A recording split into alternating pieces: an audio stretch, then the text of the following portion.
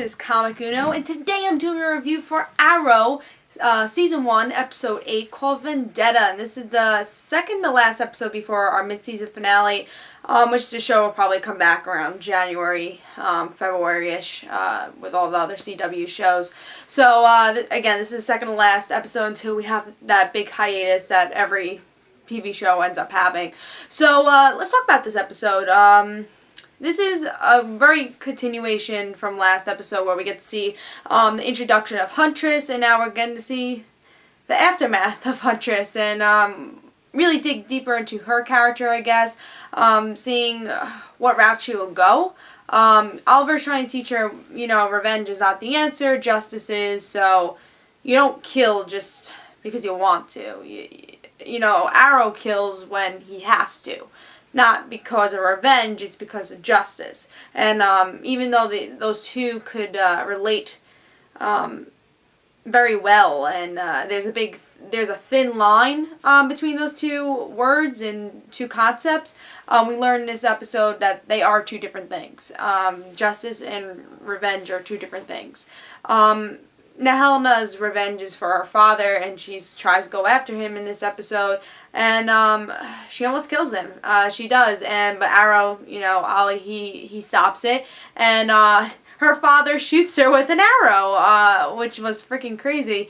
But Helena survived after, and we find out that Oliver finds his laptop, so her father goes to jail. And this is when we learn that Helena really is doing this for revenge, is that I don't care if he's going to jail, he still deserves to die, because, my fiance died, the person I loved, that was going to give the world to me, he died. So we learn that she is about revenge, and she's more of like an anti-hero, I guess, because she wants to do the right thing, of course, but she does it in the wrong ways. So we get to see that in this episode. We also get to see the Laurel and Tommy thing. Tommy wants a job, Laurel's trying to help, and we get a little of that. And then we also have another little sub-story, I guess a C story, where we get to see, Oliver's stepfather, I can't think of his name, but Oliver's stepfather, who runs, Queen Industries, find a book. And guess what that book is? It's a copy of the list, that Oliver has. So he has the list now because the computer girl, I think her name's Felicity, who I feel like is going to play definitely a bigger role, but season 1 they're kind of like hinting, hey, she's very smart. So I feel like she's going to play like the oracle of this whole entire show. But she helps him and say, oh, well, this is what this book is, and she helps him figure out what the book is, even though she doesn't know exactly why she's doing it. It's just her job to help whatever is going on at Queen Industries. But she's so smart but she doesn't know that he has other motives.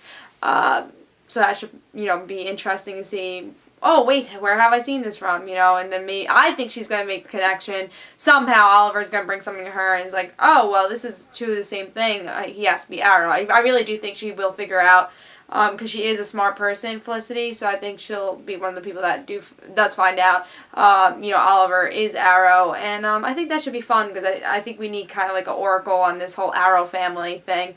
So I thought this episode wasn't as good as the last episode, but that's actually comparing, a really great episode. I think last episode was my favorite of the whole season and series so far. So this episode, it's a good continuation. It just wasn't anything, that big to happen. I think the best part was probably when Huntress gets shot by her own father, and, that kind of shocking. That Helena's father is bad, but he was that bad. Really, you have the guts and not really care that you just shot your daughter.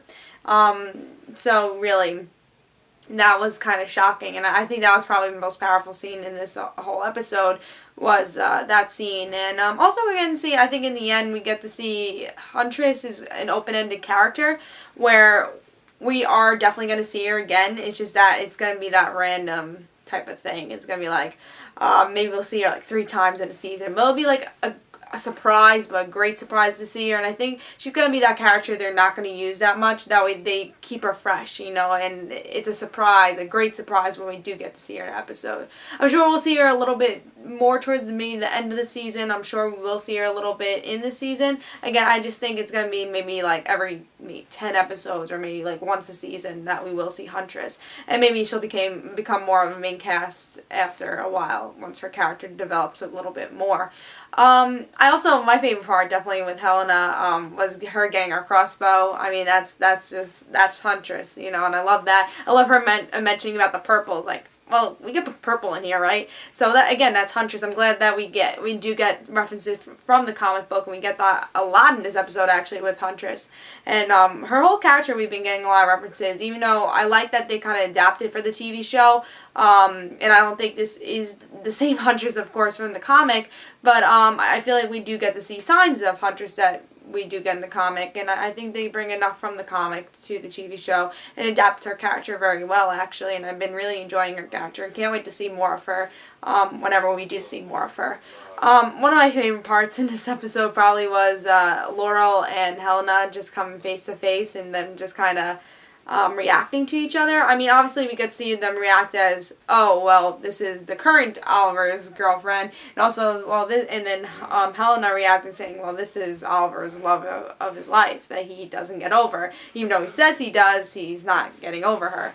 But I also saw it as Black Canary, Huntress meeting each other. I think if you look at that perspective also, that's kind of fun to see. And that's when I kind of chuckled and like, Black Canary and Huntress, of course, they're going to be meeting like this. I just think, if you think about it as Black Canary and Huntress, I think that's kind of that was kind of a cool scene, just to think about it like that. But of course, you're going to think about it as a way of Laurel and Helena meeting. And, yeah, so I thought this episode was pretty good. The thing is, we don't get development that much of the big plot. We get, I guess, more character development. I think this whole season's been, I mean, I'm not complaining about this, but I think it's been more character-driven and less story-driven, less edge-of-your-seat moments. And I mean, I understand season 1, and I have a feeling as the show goes on, we'll have more of those edge-of-your-seat moments, and they're just kind of like planting the seeds for this series.